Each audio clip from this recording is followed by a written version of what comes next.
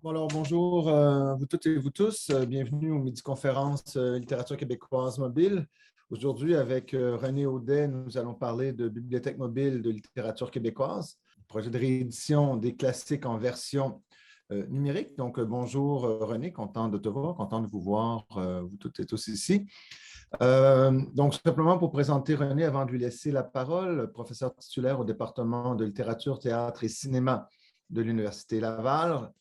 René Audet dirige le laboratoire Ex Situ et le pôle Québec du projet, donc du partenariat littérature québécoise mobile. Il s'intéresse particulièrement aux romans contemporains, à la narrativité et à la poétique, à la littérature et à la culture numérique, ainsi qu'aux transformations actuelles de l'édition. Il a dirigé pendant 10 ans la revue scientifique numérique Temps Zéro, à laquelle j'étais associé en fait. Il a mis en place l'éditeur numérique Codicil et il pilote encore, il a piloté, je m'excuse, la collection Contemporanéité aux éditions Nota Bene. Mais écoute, René, content de te voir et puis je te laisse maintenant la parole. Donc, on se présente et puis après, on aura le temps pour une discussion. Merci Bertrand, merci de cette occasion de présenter un projet dont je suis particulièrement fier parce qu'il a été assez exigeant en efforts à déployer à travers les années, parce que c'est un projet qui était sur les rails depuis de très nombreuses années, mais aussi parce que c'est un projet qui se situe entre l'outil ouvert à toutes et à tous, mais aussi une forme d'expérimentation. Je me permets de revenir un petit peu sur l'historique du projet pour situer un petit peu ses origines. À l'origine, la question de la réédition des textes venait d'une non-disponibilité des textes classiques de la littérature québécoise ou de la littérature canadienne-française. La petite anecdote, c'est que dans le fin fond d'une réunion départementale, discussion à bâton rompu avec François Dumont, qui me lance « Hey, ça serait bon d'avoir des éditions numériques ». Et donc, quelques années plus tard, presque 10 ans plus tard, on y est avec ce projet, avec une couleur qui est particulière, bien sûr. Parce que les textes classiques de la littérature québécoise au Québec sont très généralement uniquement disponibles en papier, dans des versions éditées et encore, dans certains cas, des éditions qui ne sont pas nécessairement courantes. Et se pose la question des communs au sens très, très large. Comment est-ce qu'on peut partager, comment est-ce qu'on peut donner accès à ce qui fait partie de la culture commune, de ces éléments qui font partie du patrimoine culturel, du patrimoine littéraire? Bien sûr, on a des trucs comme Wikisource qui nous donnent accès à des versions de texte, je prends ici les anciens Canadiens, mais souvent dans une interface un peu rédhibitoire, mais aussi avec des variations dans le protocole ou dans l'établissement du texte, faisant référence à des éditions où on a une forme d'inégalité dans le traitement de ces textes originaux. Donc, un enjeu du côté des textes, un enjeu aussi du côté de la plateforme. Mettre des textes en ligne, c'est aussi réfléchir à l'enjeu de la lisibilité à l'écran. Bon, quand j'ai lancé cette réflexion-là, c'était une période où les liseuses étaient peut-être un peu plus populaires. On se posait la question, bon, on a une interface qui est celle d'un pseudo-livre en version technologique. On a le web à côté qui semblait dans une zone, chacun dans leur zone, de façon incommunicable. Et on cherchait encore une façon de rendre le texte lisible dans une interface qui soit transparente et un peu plus fonctionnelle. La question de la plateforme, c'était aussi l'enjeu du référencement de ces œuvres numériques. Parce qu'on a bien sûr des façons de faire circuler les versions numériques de texte, mais qui héritent souvent de protocoles qui sont liés à une bibliothéconomie qui, dans certains cas, tarde un peu à s'accrocher aux spécificités et aux possibilités du numérique. Donc, chercher les chroniques d'Arthur Buis dans un moteur de recherche courant, c'est se buter à toutes sortes de trucs, toutes sortes de versions, avec une difficulté à établir, bon, qui fait quoi, qui est responsable, avec quelle valeur associée à chacun des textes. Et donc, de là, tout l'enjeu de la visibilité des textes que l'on peut éditer en version numérique et aussi, bien sûr, de ce maître mot de la découvrabilité.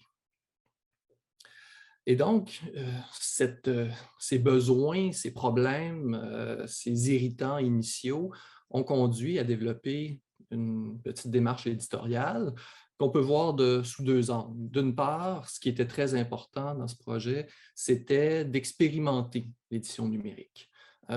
Non pas aller puiser dans les outils ou les standards imposés qui correspondaient assez peu à l'esprit du projet.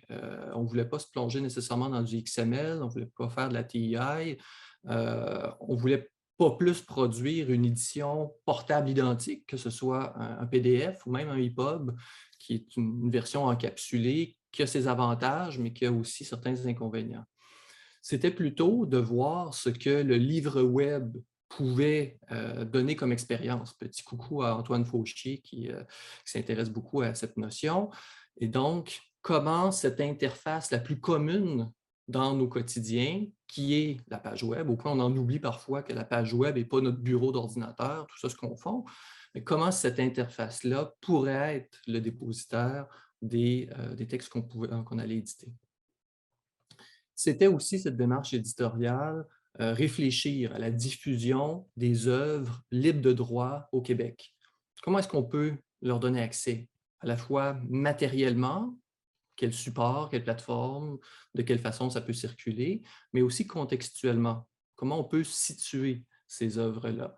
Faire en sorte qu'on soit capable d'accompagner la lecture d'une œuvre qui est de plus en plus difficile d'accès en raison d'éléments contextuels, de mise en situation des auteurs, des autrices, mais aussi de cette pratique culturelle qui est de plus en plus détachée de notre quotidien, particulièrement pour les jeunes générations. Comment est-ce qu'on peut rendre découvrables ces œuvres libres de droit, puisqu'elles sont là théoriquement quelque part disponibles, mais pas nécessairement faciles à identifier, à pointer, qui ne sont pas indexées ou qui ne sont pas dans les répertoires de bibliothèques, de cégep, d'université, d'écoles secondaires, où on devrait pouvoir avoir accès à ces contenus.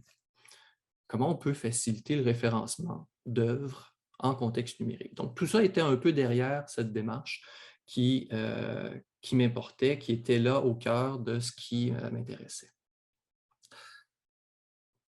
Poursuivons peut-être avec un petit tour d'horizon. Je reviens à la page d'accueil donc de cette bibliothèque.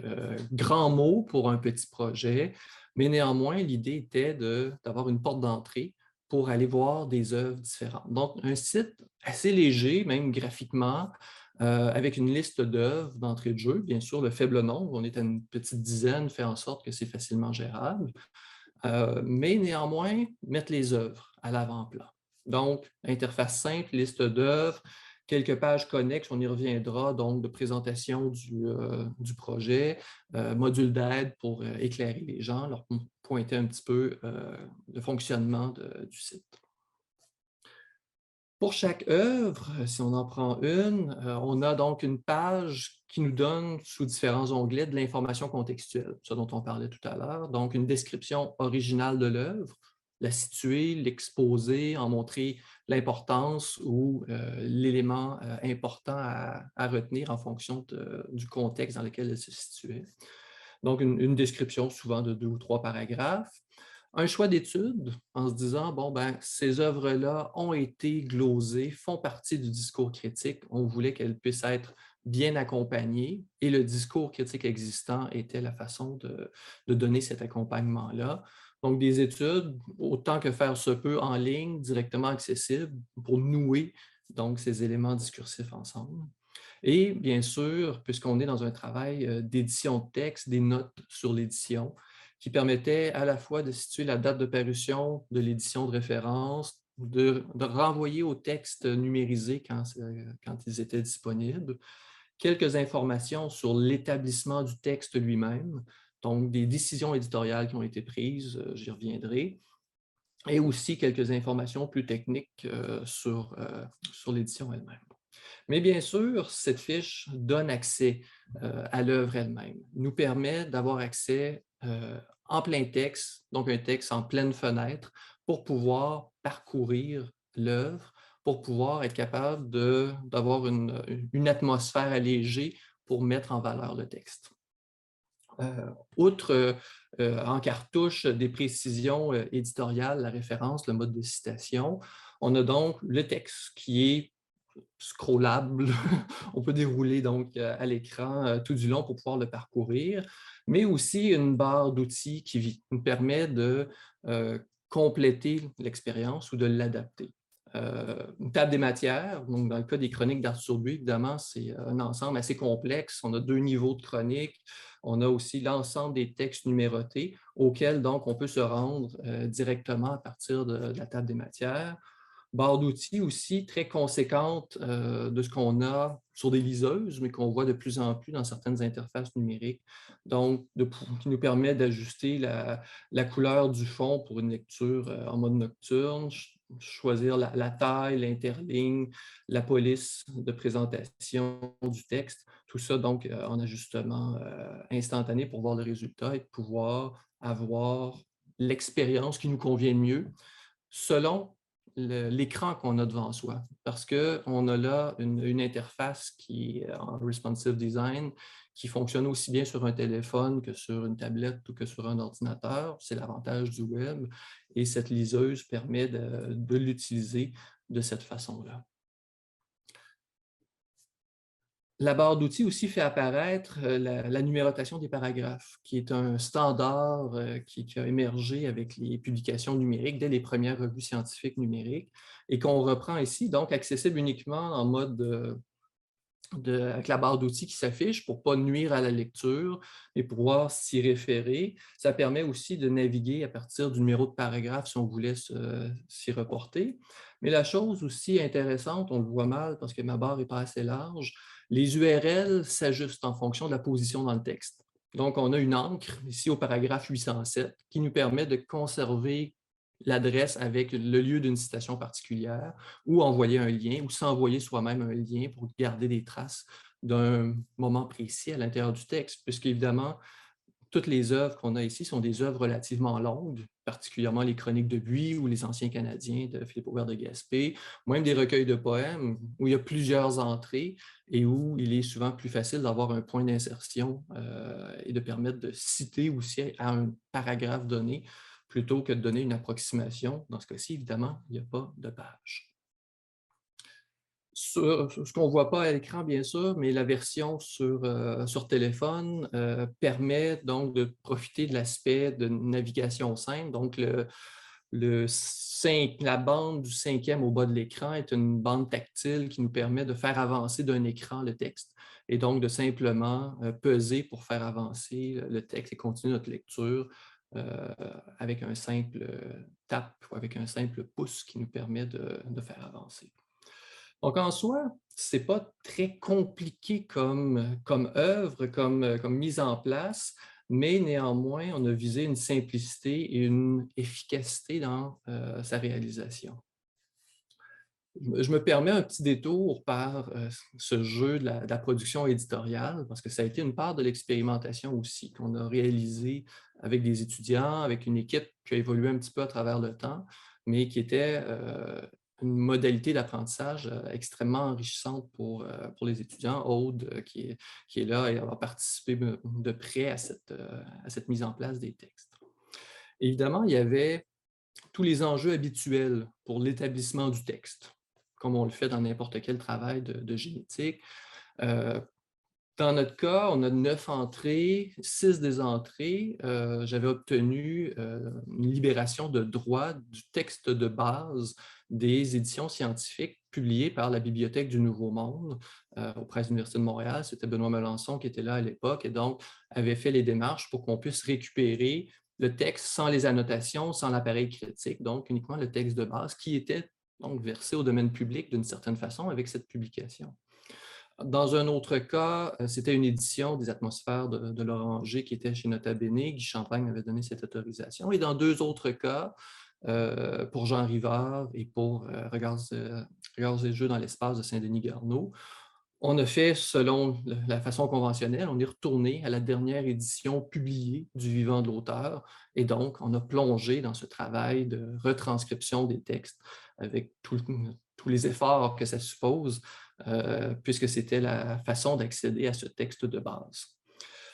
texte que l'on a retranscrit, nettoyé. On était dans un format Word tout simplement au point de départ et où on devait se coltiner à des enjeux de rectification orthographique, de gérer des tournures et des graphies archaïques, des enjeux de ponctuation, parce qu'elle a beaucoup évolué, elle était très, très peu systématique à la fin du 19e. Et même dans certains cas, on est repassé derrière le travail des éditions savantes où restaient quelques incohérences ou quelques scories ici et là. Bien sûr, ça a posé des questions très particulières, il y avait des enjeux très spécifiques pour la poésie. Donc, on pense à Loranger, à Nelligan, à Saint-Denis-Garneau, parce que, bon, on prend ici la dernière édition de Regards et jeux dans l'espace, il fallait pouvoir comprendre le texte et se poser la question, bon, jusqu'à quel point les rejets à la ligne de certains vers étaient une intervention éditoriale ou une intervention auctoriale. Comment on gère la variabilité des espacements entre les strophes? Ici, on a une ligne, ici, on en a une double ou une et demie à peu près. Comment est-ce qu'on doit tenir compte de ces éléments et surtout comment les reproduire, puisque dans l'interface numérique, la question de la gestion de l'espace pour la poésie était tout à fait singulier, disons, à défaut de dire problématique. Donc, on se retrouvait avec des versions Word, tout simplement, retranscrites ou récupérées de la bibliothèque du Nouveau Monde. Et on a développé à l'interne deux outils, un plus évolué que l'autre, mais qui était une façon donc de reprendre le Word, de le travailler à partir d'un texte relativement brut et de le baliser simplement avec du Markdown. Donc, dans ce cas-ci, les électroniques de Buis avaient été montées dans notre premier outil, donc avec une barre d'outils, mais qui permettait d'avoir un texte relativement simple. On est allé vers une version un petit peu plus évoluée, notamment pour pouvoir mieux gérer les tables des matières. Élément étonnamment complexe, puisque souvent les tables des matières faisaient en sorte qu'on voulait afficher un titre dans le menu de table des matières d'une façon différente de ce qu'il y avait à l'intérieur de l'ouvrage, soit par gestion de numérotation ou de majuscules ou de différents éléments. Et donc, on a tranquillement migré vers cet outil qui permettait donc en côte à côte d'avoir le code en Markdown qu'on pouvait enrichir un peu plus avec certains éléments HTML et le rendu à droite avant d'uploader les fichiers sur la plateforme elle-même.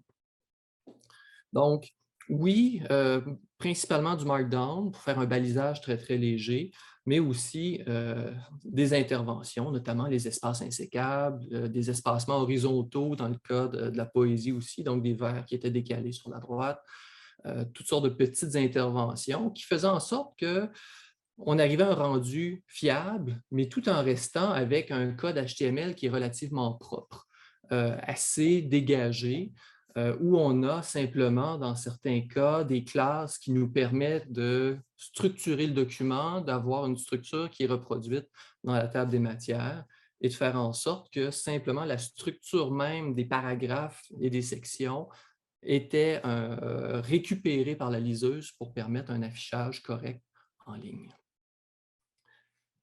C'est donc ce travail préparatoire qui est important pour que la liseuse fonctionne bien, faire en sorte donc que cette web app qu'on avait fait développer dès 2013-2014, mais qui fonctionne encore aujourd'hui très, très bien sans ajustement notable, puisque c'est simplement quelques fichiers JavaScript. La liseuse elle-même ne fait même pas 1 meg de données pour ces quelques fichiers qui lui permettent de fonctionner.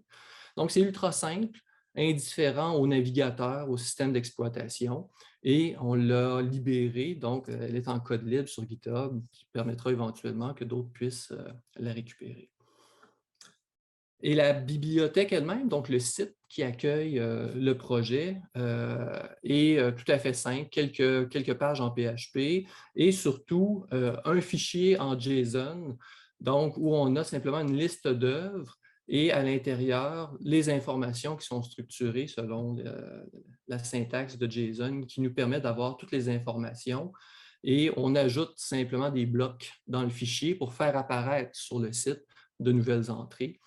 Donc, le site est généré à partir de ce fichier-là de façon tout à fait simple. Ce n'est pas très intuitif pour le commun des mortels, mais quand même relativement facile d'accès, facile d'utilisation.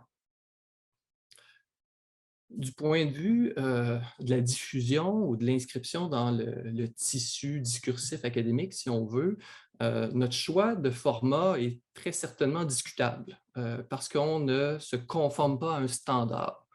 Mais ce que l'on a voulu, c'est d'aller vers du HTML, garder un standard extrêmement bas, un HTML qui est légèrement balisé, qui fait en sorte que l'affichage est fonctionnel et parfaitement respectueux de la mise en forme initiale. On a décidé d'ajouter que tous les fichiers puissent être téléchargeables en Markdown pour que n'importe qui puisse décider un jour de repartir du texte de base, qui est une version donc reconnue, pour pouvoir augmenter ces textes-là. Si quelqu'un voulait faire un enrichissement en TI, aurait le texte de base pour pouvoir y arriver. C'est donc cette ouverture vers la communauté scientifique qu'on a voulu mettre de l'avant. Du point de vue des licences, on a décidé d'aller bien sûr vers, comme on avait des versions numériques nouvelles, on a décidé de les distribuer librement, une licence CC BY pour faciliter les choses, même chose pour le code de la liseuse. Et les œuvres elles-mêmes, on s'est posé la question, comment est-ce qu'on peut les insérer dans le monde universitaire? On a décidé de tirer un peu dans tous les sens.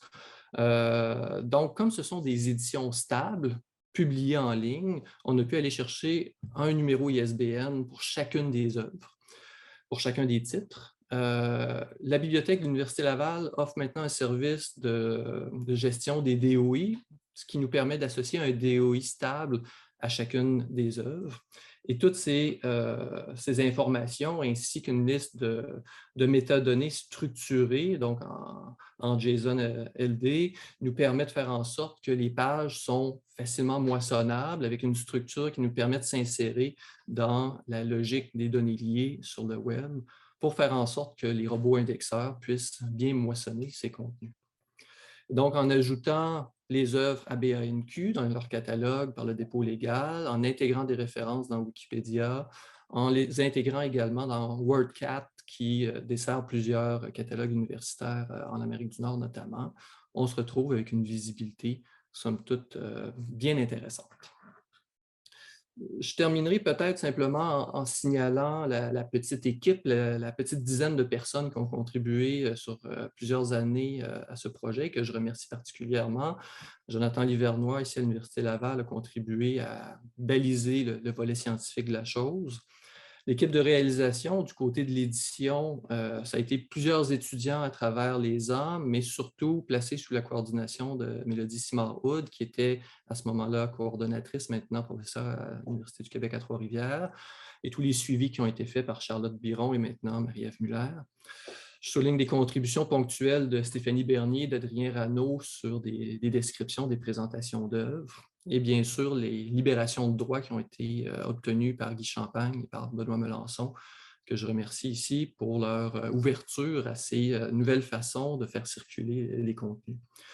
Petite équipe technique, bien sûr, qui est venue appuyer tout ça, mais qui était nécessaire pour cette belle aventure, je dirais, une aventure assez exigeante, mais qui, fondamentalement, est une expérimentation. Je n'ai pas le projet d'en faire un chantier gigantesque. Je ne veux pas numériser toutes les œuvres québécoises libres de droit dans ce projet-là, mais plutôt montrer les possibilités qui sont accessibles à raison d'efforts modérés et d'investissements qui sont relativement légers.